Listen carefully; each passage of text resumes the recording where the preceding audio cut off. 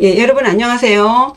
오늘 한시감상 시간에는 김삿갓의 영립, 삿갓을 노래함이라는 시를 읽어보려고 합니다. 예, 여러분 김삿갓 잘 아시죠? 예, 우리나라 사람 치고 김삿갓 모르는 사람 없을 거예요. 그런데 실제로 김삿갓이 어떤 사람인지 행적에 관해서는 이견이 있습니다. 우리는 일반적으로 소설가 정비석 씨가 쓴 소설 김삿갓으로 많이 아시고 계실 거예요. 삿갓 쓰고 죽장을 든 멋진 떠나가는 나그네로요. 그러나 소설이 소설인 만큼 다소 과장되고 미화된 감도 없지 않겠죠. 사실 말이 좋아 방랑 시인이지 집단하면 개고생 아닌가요? 출세해보려니 신분상 문제가 있고 복이 없으니 뭘 해도 안 돼.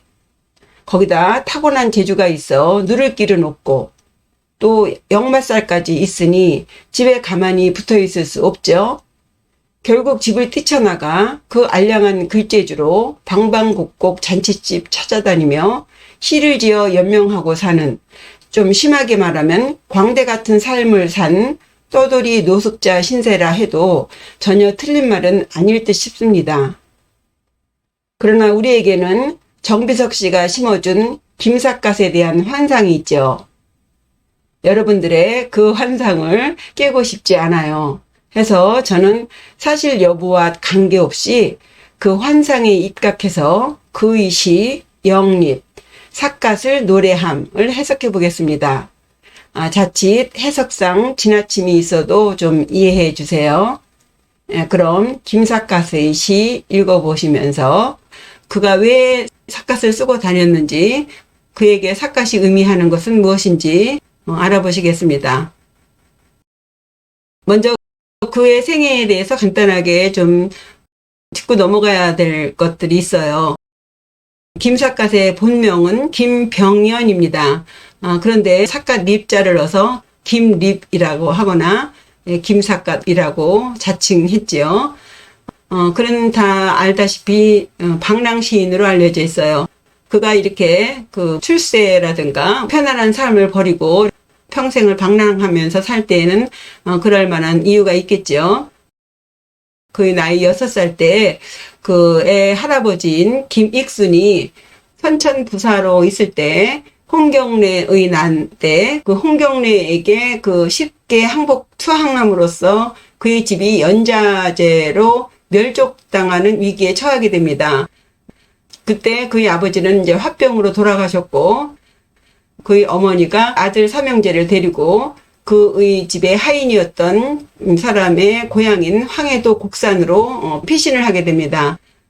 이제 거기서 그렇게 자라다가 이 멸족이 폐족으로 사면되면서 강원도의 영월로 이사를 오게 됩니다. 그의 어머니는 자기 집안에 있었던 그런 비극적인 내력을 일체 아들들에게 이야기해 주지 않았기 때문에 김삿갓은 전혀 집안의 내력에 대해서 모르고 자라게 되었죠. 그렇게 세월이 흘러 그의 나이 20세 때 영월에서 과거 시험의 예비 시험격인 100일장을 열게 됩니다. 그때 이제 김삿갓도 여기에 이제 참석하게 되는데요. 당연하겠지만 이 김삿갓은 남다른 글재주가 있어서 6살 때부터 이미 사서삼경을 읽고 또 역사에도 관심이 많아서 사기 같은 것도 닥치는 대로 섭렵했다고 합니다. 그 정도로 좀 특출한 그 문장력이 있었던 것 같아요. 그럼에도 불구하고 그는 출세에 별로 관심이 없었나 봅니다. 그러나 어머니가 애타게 권했기 때문에 이제 20살 때 100일장에 나아가서 시험을 치르게 돼요. 그런데 이제 그 시험의 시제가 바로 홍경래 난에 투항했던 김익순의 역적 행위를 비판하라는 내용이었습니다. 시제를 그대로 읽어보면요. 논 정가산 충절사 탄 김익순 죄 통우천 논하라. 예. 정가산. 이 정가산은요, 당시에 가산 군수였던 정씨입니다. 정씨라는 그 가산의 군수가 홍경래가 침입했을 때 아주 장렬하게 싸워서 죽었답니다. 예, 그것에 대한 정가산의 충성스러운 죽음에 대해서 논하고, 또 그 반면에 판, 김익순, 제, 통우천 해서요. 판, 통탄하라예요. 선천부사였던 이 선천부사는요, 선천방어사로서 그 무관입니다. 그럼에도 불구하고 이 김익수는 그 당시에 발령된 지 얼마 안 되었는지 잔치 중이었다고 해요. 그래서 술에 취해 있을 때 이제 홍경래가 침입을 했는데 침입하자마자 바로 투항을 했다는군요. 그래서 김익순의 제가 통우천, 하늘이 통했음을 통탄하라는 시제입니다. 당시 이 김삿갓, 김병연은요, 평소에 가산군수인 정씨의 충성스러움을 천고의 충절지사라고 존경해 마지 않았고, 반면에 이 김익순, 자기 할아버지인지 몰랐죠.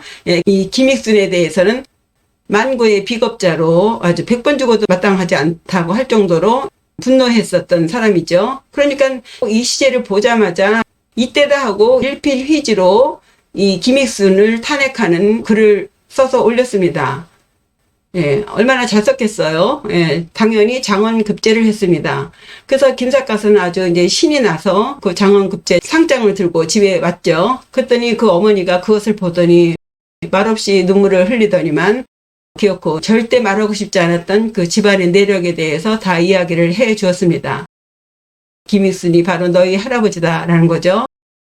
그 얘기를 들은 김삿갓은 정말 하늘이 무너지는 충격이었죠. 그야말로 나라로 봐서는 역적의 자손이요, 또 집안으로 봐서는 자신의 친할아버지를 탄핵하는 글을 써서 상을 타왔으니 불효도 그런 불효가 없지요.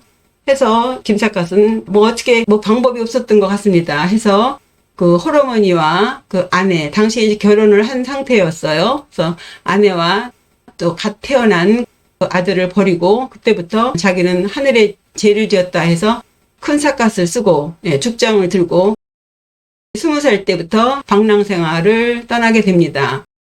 그렇게 방방곡곡을 다니면서 때때마다 시 한 수씩 적어주고 술을 얻어먹거나 끼니를 연명하면서 그렇게 살다가 57살 때 전라도 화순 땅에서 그 드라마틱한 인생을 마치게 됩니다.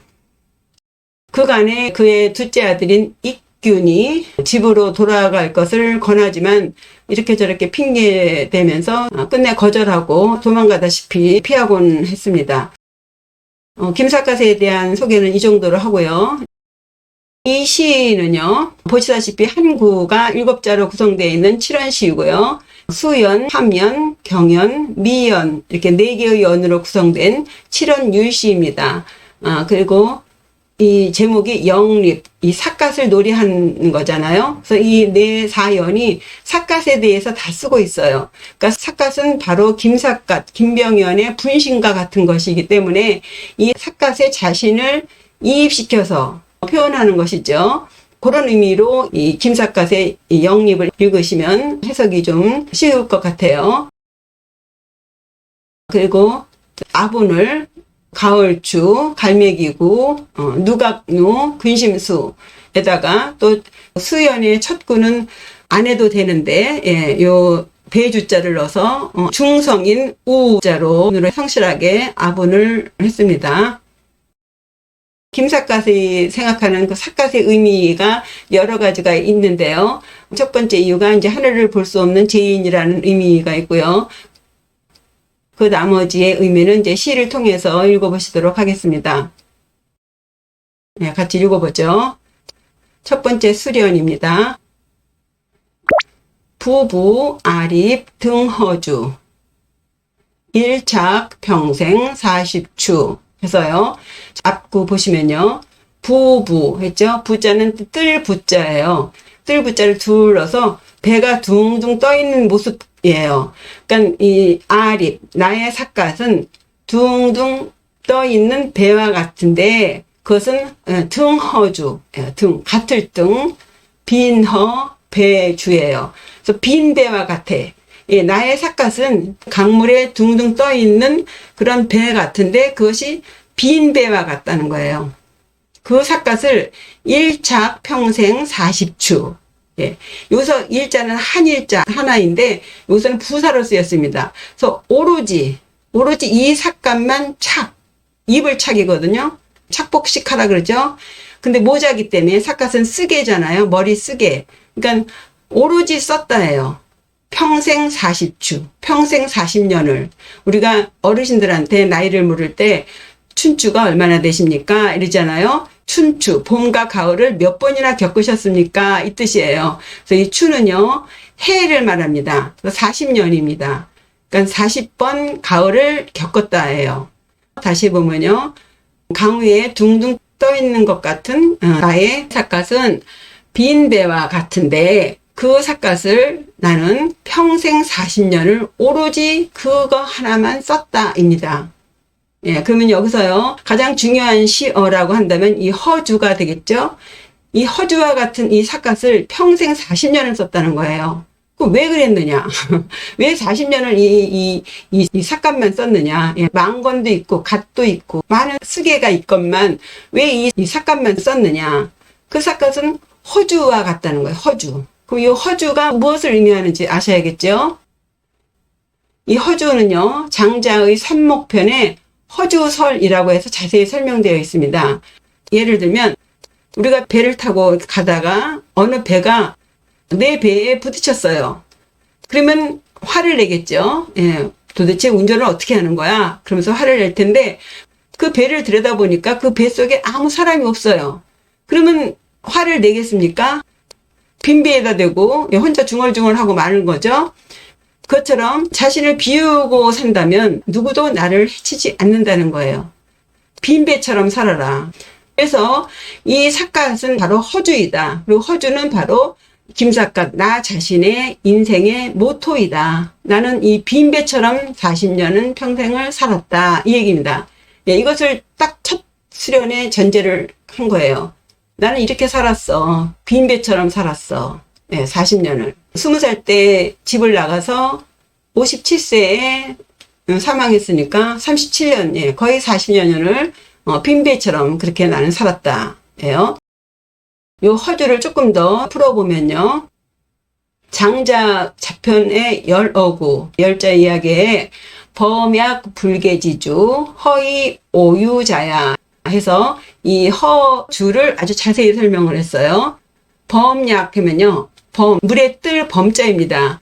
요 약자는요. 그럴 연자입니다. 그래서 범약 하면 둥둥 뜬 것 같이 떠다니는 라는 의미예요. 아까 부부에서 둥둥 물에 뜬 것 같은 모습을 말한 의태어 있죠? 예, 그거와 같은 의미예요. 범약 불계. 개, 매일 개죠? 묶어 놓는 거. 그러니까 묶어 놓지 않은, 얽매이지 않고서 범약, 둥둥 떠다니는 배예요. 요 지자는 소유격 조사예요. 범약 불계지 주. 범약 불계의 배예요. 이 배는 묶여있지 않기 때문에 바람 부는 대로, 물결 흐르는 대로, 자기 주장 없이, 자기 고집 없이 그렇게 세상의 추이에 따라 둥둥 떠다니는 그런 배, 예, 그런 배처럼 허이 오유자야. 허, 스스로를 비우고서, 자신을 비우고서 이게 마음대로 하는 오자거든요. 그러니까 자기 마음 내키는 대로 논의는 자, 사람 야, 이다예요. 빈 배처럼 산다. 예. 어디 얽매이는 거 없이 그렇게 세상 추이에 따라 산다. 자신을 비우면 그러면 그야말로 자기 내키는 대로 그렇게 살 수 있다는 것이죠. 장자의 절대 자유를 말하고 있습니다. 그러니까 김삿갓은 여기 맨 첫 번째 수련에서 이 부부 아리 등허주, 내 삿갓은 그렇게 빈배처럼 둥둥 떠다녀. 어디 걸리는 거 없어. 매는 거 없어. 그렇기 때문에 내 내키는 대로, 내 하고 싶은 대로 그렇게 평생을 살았다입니다. 그러니까 빈배와 같이 생긴 그 삿갓은 바로 자기 자신의 삶이다고 명명한 것이죠. 이렇게 딱 첫 연애 때리고 나서 그 다음에 김병현 자신이 삿갓 쓰고 있는 사람이잖아요. 그러면 어떤 사람이 삿갓을 쓰고 있는가? 두 번째 연에서는 그 삿갓을 쓰고 있는 사람들을 들어서 그들의 삶을 말하고 있어요. 목수, 경장, 수야독, 옹본색, 반사구 해서요. 목수 하면요. 목은 소나 말을 치다 그래요. 예, 기른다는 얘기죠. 그래서 목장 그잖아요.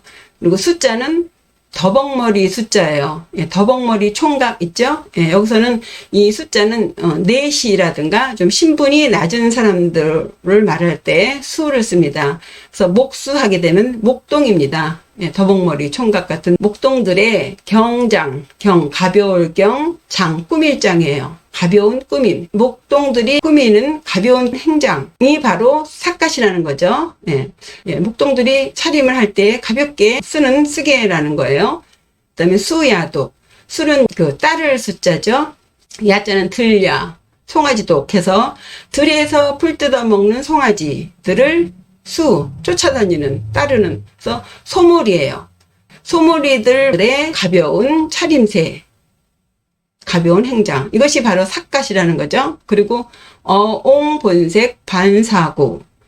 그래서 어는 물고기 잡을 어죠. 옹은 늙은이 옹이에요. 그래서 어옹하면 어부를 말합니다. 어부들의 본래의 모습이다. 무엇이? 삿갓쓴 모습이. 뭐하는? 반사고. 동반자, 짝반자예요. 예, 그 사람 인자에다 반자죠. 예, 나의 예, 짝이에요. 그 짝의 의미 속에는 따른다. 요 따를 수의 의미가 있습니다. 따르니까 짝이죠. 따르지 않는 것은 짝이 아니죠. 예, 같이 서로 따라야 되죠. 그래서 따를 반이에요. 사구는 모래사자에다 갈매기 구자인데 문학적인 표현으로 그 해안가에 있는 모래톱 있죠. 거기서 사는 그 모든 물새들을 사구라고 합니다. 그러니까 그 물새들과 그 버타는 그런 어부들의 본래의 모습이다. 예요. 그 추사 김정희가 한때 제주도로 귀향을 간 적이 있습니다.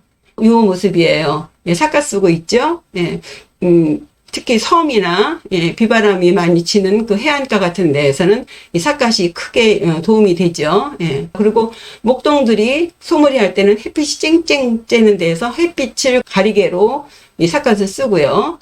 그런 식으로 이 목동들이 햇빛 가리개로 쓰는 삿갓, 그리고 어부들이 비바람을 피하는 삿갓, 이런 식으로 삿갓을 쓰는 사람, 그리고 삿갓의 용도를 말하는데 조금 더 들어가면 김삿갓은 목동과 어옹을 자기와 동일시하는 것이죠. 똑같이 삿갓을 쓰고 있는 사람들이에요. 같은 한 식구라 그러나 한 패밀리라고 해야 돼요. 예, 같은 급이에요. 같은 급. 예. 자신을 이 하층민의 급에 넣은 거죠. 나는 이런 사람들과 같은 사람이라는 것을 말하는 것 같아요. 그래서 이 김병현을 민중시인이라고 하는 거죠. 예, 민중과 함께 울고 웃으면서 그들의 삶을 자신의 시에 담음으로써 그들을 위로하기도 하고, 또 반면에 그들과 대적하는 벼슬아치들을 비판하고 조롱하거나 혹은 재미있게 풍자하기 때문에 또 풍자시인이라고도 하는 거죠. 이렇게 두 번째 연에서는 자신이 하층민들과 어울리는 모습을 이렇게 썼다면, 또 반면 경련에서는요, 자신의 풍류, 풍치, 어떤 취미를 이 세상을 즐기는 그런 맛을 또 삿갓과 함께하는 모습으로 쓰고 있습니다. 보시면요. 취례, 탈계, 간화수, 풍도, 휴등, 완월루 해서요. 취례, 취하면, 풍도, 흥이 나면, 이렇게 대꾸를 하고 있습니다. 이 레자는요, 올레자이지만 이르를 도와 같은 의미예요.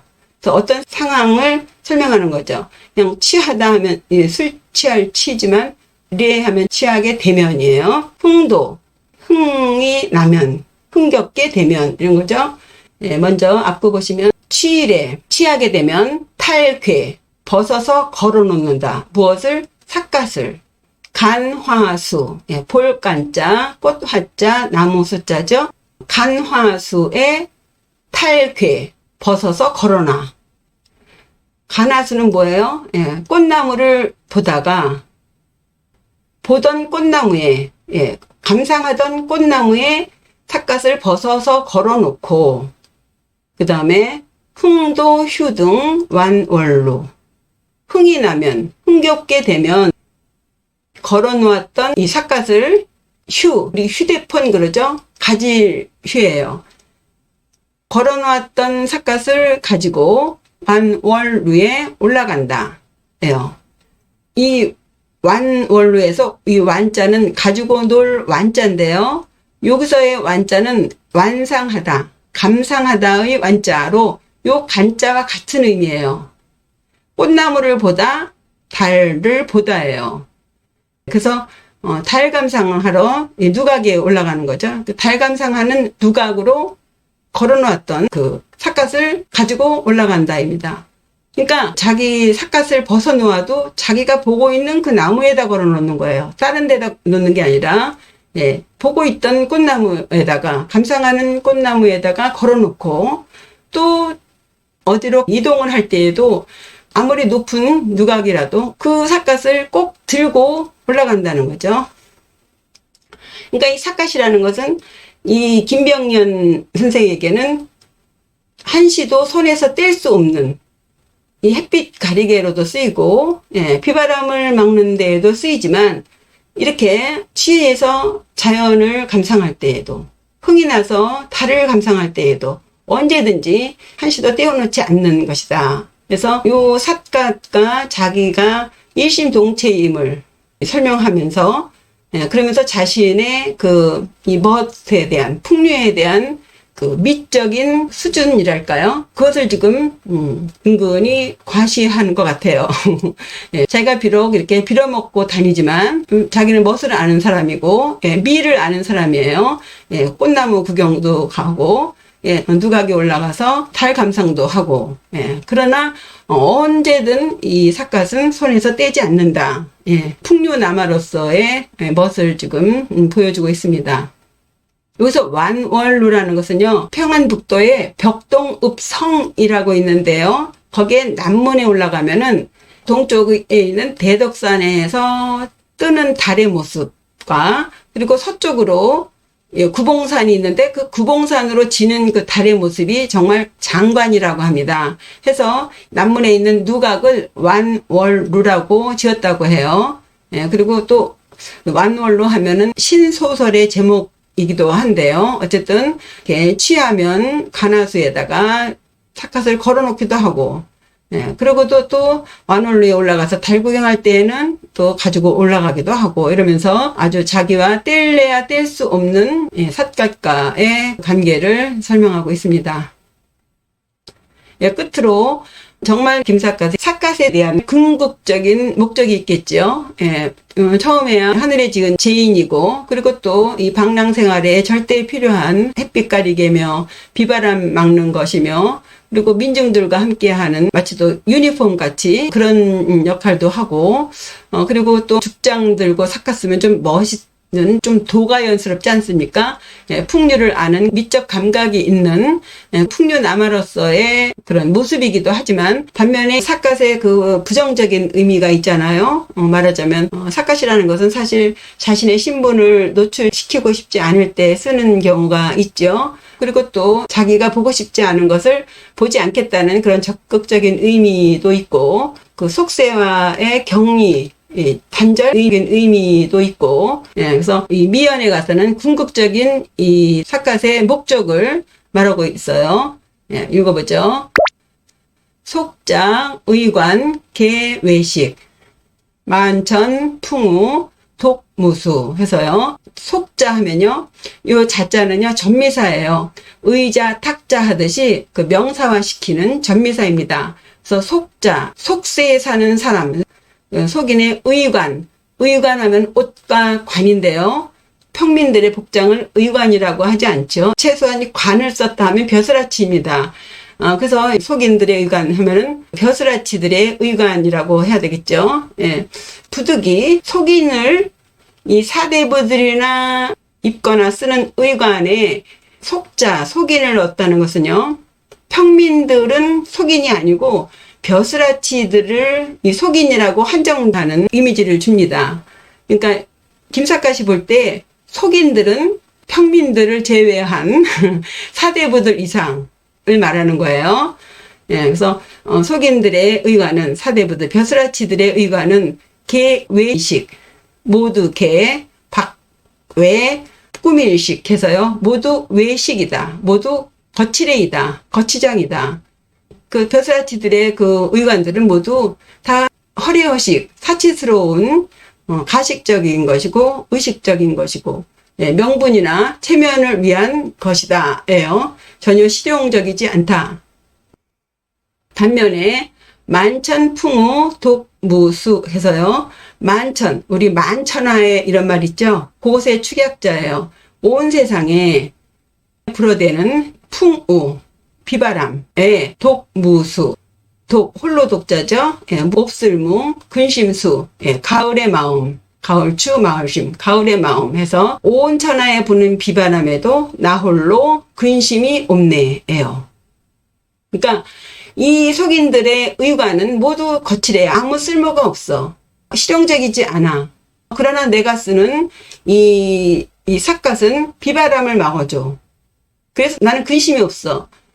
요 말 속에는요, 요 풍우는 단순히 기후적인 비바람이 아니라 세상에 있는 그 풍파, 모든 그 험난함을 말하죠. 그러니까 이 사대부들, 벼슬아치들의 그 의관은 세상에 어떤 풍파도 막아주질 않아. 단지 그것은 명분에 불과해. 그죠? 꾸밈에 불과해. 그러나 나의 삿갓은 모든 풍파를 막아주고 있어. 그래서 나는 근심 걱정이 없지. 여기서요, 이 삿갓이 하는 역할은 단순히 비바람을 막아주는 것이 아니라 속세와의 단절, 속세와의 격리를 해주는 도구입니다. 그래서 꾸미는 것을 중요하게 여기고, 그것에 목숨을 거는 이 벼슬아치들은 항상 근심 걱정이 많은데 나는 가식적이고 위선적인 속세와는 구별되어 있는 삶을 살기 때문에 어떤 근심이 없다. 조금 더 나아가면 번뇌망상이 없다. 나는 허주, 빈 배처럼 마음을 비우고 살기 때문에 그들과 같이 그렇게 걱정 근심으로 평생을 안달복달하고 살지 않지. 나는 이 상태로 아주 편안한 삶을 살고 있어. 여기서 이제 주제가 되는 안빈낙도가 나오는 것이죠. 자신의 재주를 마음껏 펴서 출세를 할 수도 있었지만 그런 것을 다 버리고 가난하게 살면서 나름의 도를 추구했다는 그 안빈낙도의 삶을 말할 수 있겠고요. 또 나름대로 풍류를 즐기며 탈속적인 이 세상과 격리된 그런 달관적인 태도의 면도 보이고요. 이렇게 함으로써 자기 삶의 아주 만족스러움을 그 삿갓을 빌어서 표현하고 있습니다.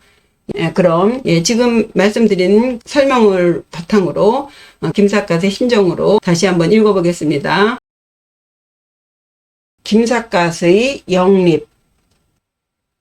부부 아립 등허주. 배와 같이 생긴 나의 삿갓은 빈 배와 같은데 일착 평생 40추. 그 삿갓을 평생 40년을 오로지 썼네. 목수 경장 수야독. 그 삿갓은 목동들이 소머리를 할 때 쓰는 가벼운 행장이고 어옹본색 반사구. 어부들이 갈매기를 벗삼아 놓을 때 쓰는 본래의 모습이지. 취래 탈개 간화수. 취하게 되면 구경하던 꽃나무에 걸어놓기도 하고 흥도 휴 등 완월루. 흥이 나면 삿갓을 들고 완월루에 오르기도 하지. 속자, 의관, 개외식. 속인들의 의관은 모두 거칠애이지만 만천풍우 독무수. 온 세상에 비바람이 불어도 나 홀로 근심 걱정이 없네. 그런데 이 마지막 미연을 좀 달리 생각해 보면요.